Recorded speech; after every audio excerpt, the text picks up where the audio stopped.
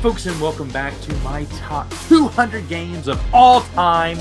Why would I rank a game that I don't have in my collection? Get out of here. I'm basically ranking my whole collection here, which are my favorite games to play. If I want a game, I buy it. Simple as that. So here we go. At number 200 is the game Worker Placement.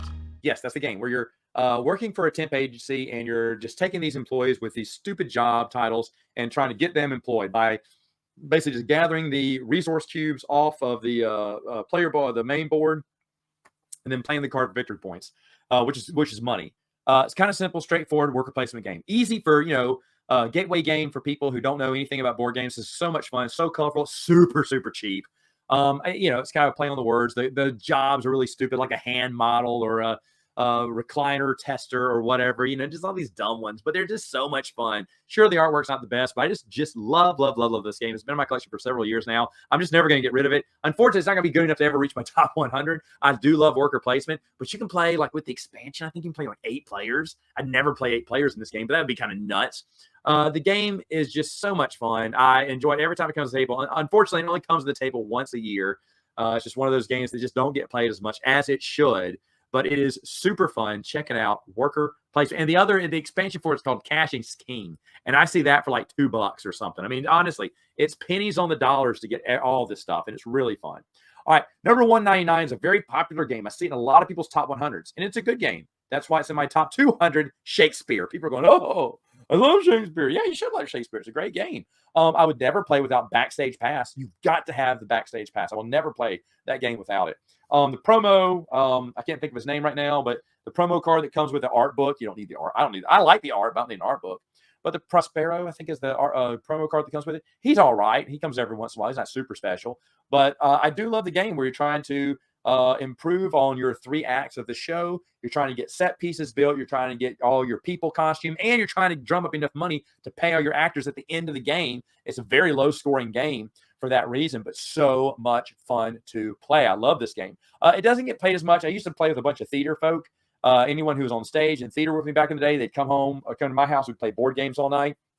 Those were the good old days. So Shakespeare was something that everyone loved. And now that board game group is mainly gone. They're mainly gone. And the game group I got now, we enjoy the game, but it only comes out once a year now. Doesn't get played as much as it used to. Don't get me wrong. I still love it. That's why it's in my collection. And right now, here it is at $199. Unfortunately, this game is out of print. I think it's really hard to find. So it may be costly. And if that's the case, you can avoid it. It's not worth going out and tracking a copy down by any means, but it is a fun game if you get a chance to play it. It is pretty fun.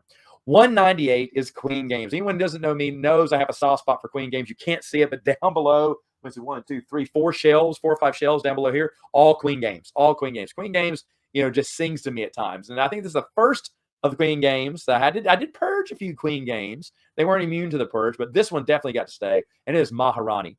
Everyone talks about how much they love Azul. Azul is the best type of game. Maharani, in my opinion, beats Azul. Now, to be fair, I haven't played Azul, but I've seen it played, and it just doesn't seem that exciting. Maybe I should play it.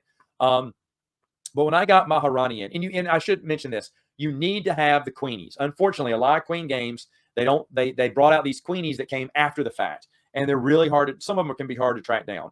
But without the Queenies, this game would not be in my collection because it is hard to match up tiles to get victory points in the game. And if you have the 2 Queenies, one's called the halvesies tiles, which can count as 2 different colors, which really kind of opens your options on where you can play them in the 4 sections of the board. And then the other one, which is awesome, are the wild ones. And everyone goes nuts over a wild card token that comes out because it can basically be played anywhere. And it's a different color too, which can help you score some of those big points when a section scores, which is very rare to do. The game is super fun, super simple, just like a lot of Queen games are. They're kind of midweight games, but definitely take this one. Look, I admit the cover is not that good. That's a terrible cover, but the game is there. Maharani, awesome game. My number 198. And number 197 is a game that's out of print. Unfortunately, I should say, way too expensive to get down copies of it. I don't know if it's going to come back in print ever, but they should keep making these. The Adventurers. Now you got Temple of Chalk and Pyramid of Horus. I played them both. They only got played once each. We sit down one night out of the year. It seems like these games come out and we'll play them. We used to play them a lot more than that, but I don't anymore. It's a push your luck game kind of because the more treasure you're doing, the less actions you're probably going to be taking per turn. And I've been pretty bad on this game, even though I did escape. I think, last year for the first time ever. I didn't just die, which is usually what my characters do.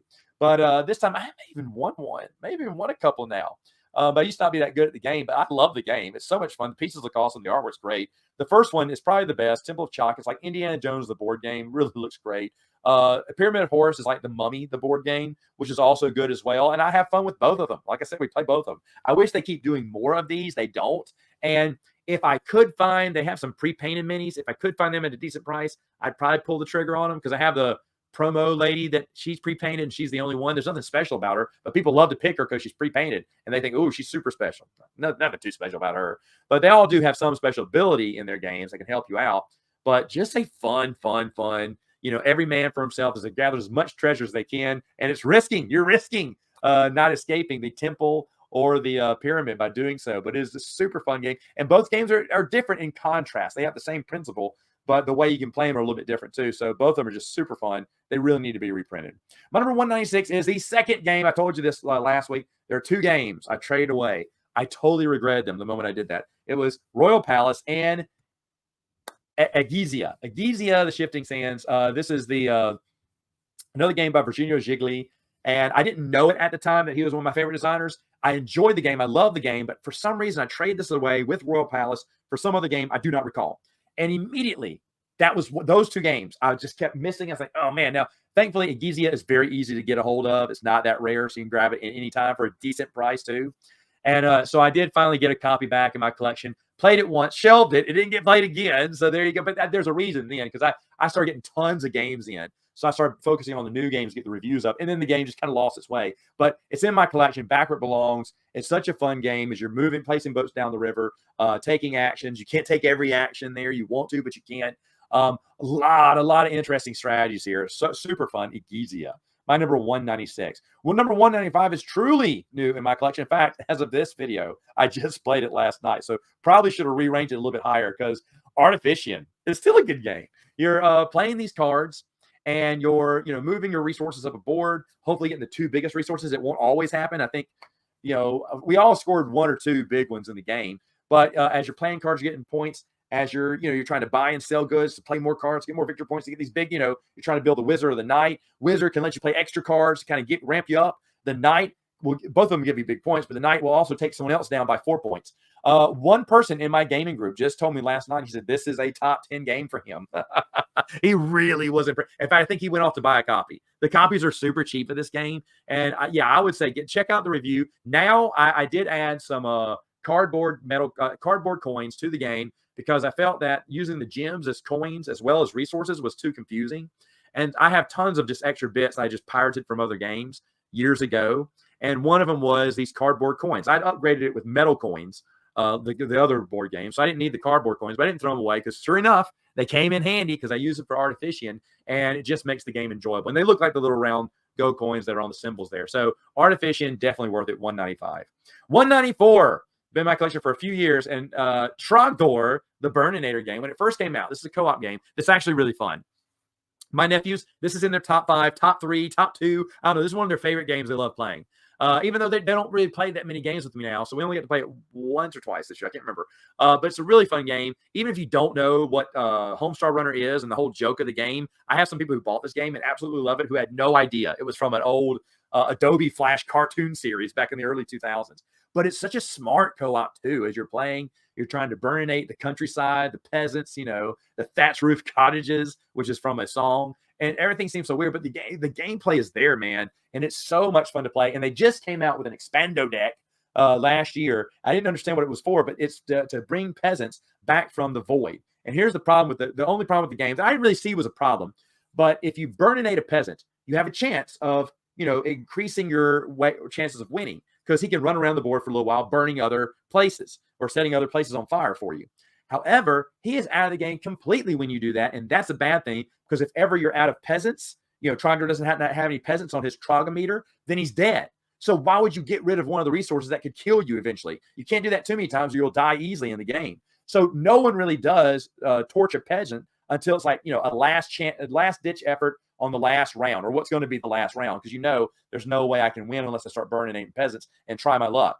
So to make sure people could burninate peasants whenever they wanted to, now you have these cards that if you do certain actions, you can bring a peasant back from the void. And that kind of fixed that little error. Again, I didn't really notice that. I didn't care that you just You didn't burn it. We didn't burn a single peasant in a lot of our games because it's too risky to do that. And they want you to play the game as is. So say, okay, what can we do to change that? And this Expando deck does just that. I love it. I love the theme. I love the idea. So I will never play without the Expando deck. I don't know if they plan any other expansions for this game or if they're going to do any other type games from Homestar Runner, but I am in. I am automatically in. Trogdor is a gem. I got my Kickstarter edition. I will never let it go. It is so beautiful, so wonderful. Trogdor, the board game, my number 194. Number 193, Queen Games is back. And oh, they can't take a break, can't catch a break on this one. It's Amsterdam by Stefan Feld. This is a retheme of Macau. It has been one of the games that are way too expensive online. I want to play it because this seems like a game in my wheelhouse where you're actually dealing with a little rondelle wheel, selecting dice to get certain resources, to spend those resources in various manners to get victory points. Just a classic Feld, right? I'd rather have Macau. Macau looks way nicer. The artwork isn't that nice. I have a few problems with Queen Games on this one because the shipping got delayed by like 6 months to a year because we had to wait for someone else's Kickstarter. So Queen Games could save money on shipping. Get out of here. And then what else? Oh, and then incomplete pieces that did not get fulfilled for like 4 months. My request went unresponded. And then they finally responded and gave me the pieces, gave me a few premium pieces too, deluxe pieces, which was nice. But at the same time, it put a bad taste in my mouth. And I've not backed a single Queen game since. I'll still buy their games, but I am done. I believe I'm done backing them on Kickstarter because they're just so terrible. They're so terrible when it comes to Kickstarter.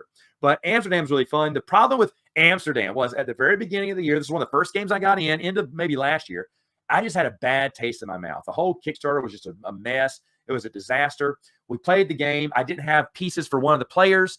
And so we could only play 3 players, which sucked too. So it was just dragging me down. Well, now that I had all the pieces, I had not played the game. I purposely just left it there to rot on my shelf. I was so mad. Well, then finally, okay, let me give this a shot. So about a month ago, I think I brought it out. My nephews hated the game. They didn't want to play. We had to stop playing because they didn't want to play anymore. And I don't know why. They maybe just couldn't get the gist of it or how it went or whatever. But oh boy, did they hate this game. They will not be playing this game again. In fact, I don't think they played board games with me since. So I'm having trouble kind of bringing it out now. It didn't get much love, so that's why it's kind of got ranked a little bit lower. It does feel like a game that's something I'm going to enjoy. So hopefully 2024 it'll get the comeuppance it deserves. I mean, it's a new game, so it's got plenty, almost nowhere to go but up here, right? Or out of the collection. I don't think that'll ever happen because I do think the game is pretty solid. The one time we played it, I was just in a bad mood. And now the second time, it was not a fun game because my nephews didn't enjoy it. But I still believe in it. Unfortunately, Macau did not drop in price at all. Whereas, what is Hamburg, which is a reskin of Bruges? Bruges dropped like a rock in prices. You could get Bruges for a song when Hamburg came out. But Amsterdam comes out and Macau has retained its value. It's still worth $80-something, $90 secondhand. It's just like, what? Because I looked and because I wanted to see if I could cancel Amsterdam and see if Macau would drop. It did not drop in price. So the only way I'm going to get to play this game is through Amsterdam. And if that's it, then I'm happy with it. But, fun game. Just need to give it a little bit more time. Hopefully next year that'll happen. All right, so number 192. I didn't put down where it's been up or down, so I have to check something here. It's Drumroll by Artipia Games. Drumroll, down 16. There you go.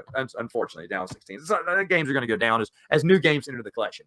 Drumroll is beautiful. The artwork is beautiful. The gameplay is beautiful. As you're trying to assemble this crew, assemble these performers, get their talent cubes, and then put on the best show that you can in the 3 cities you'll be going to. And by the way, the cities have specialties they really want to see. If you can get those, which make sure you're always changing, you got to pay your crew too. So you don't want to be too big, but you want it to be diverse, but you want to be concentrated in certain acts that are really get you some bonus points for during performances.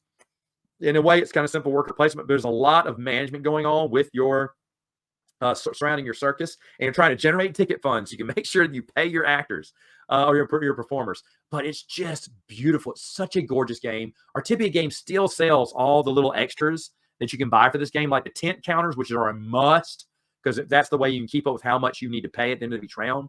And then there's like a stack of promo cards that I would get to. They just add for the variety of acts you can have in your show. And it's just so much fun. Game is so much fun to play. I got this game years ago because I thought, my wife would love the circus. She loves old-time circus stuff. She'll play this game. She did not want to play this game with me. But I ended up loving the game, and I've kept it in my collection. I like a few. You'll see a few more Artipia games in here as we go through. But definitely Drumroll is one of their unsung heroes. Check it out. Check it out. All right. Number 191 is a game that everyone knows. I've had in my collection for a few years, Around the World in 80 Days. I love the game so much. I actually read the book, I think, last year just to see what it was all about because I don't remember the book at all. I don't know if I ever read it. So I did. I don't know if it's that thematic to the book. I mean, it has some of the characters from it, but tipping your hat to the police, which is what you do in the board game. I don't get that because that wasn't. I mean, he's kind of on the run from the police in the book a little bit, but I don't know how thematic it is. But it's a simple math quiz where you're trying to pay money to move ahead, stay, or back up to gain money to move ahead. So it's like backwards, forwards, and you have to end the game with $10 or less, which can really make this game tricky. And it's so much fun. It is so much fun around the way as you're going around the world in 80 days. There's a reason this game won a lot of awards back in the day. The game is super cheap to get. You can get any version you want. I have a beautiful bookcase version that's just so nice. And every time the game comes out, everyone gets excited to play it. So it's still a winner in my collection here. And if you don't have one, you might want to check it out. Around the World in 80 Days, my number 191. Hey, folks, that is it for now. But I'm not done yet. I just getting started in my top 200. I will see you next time.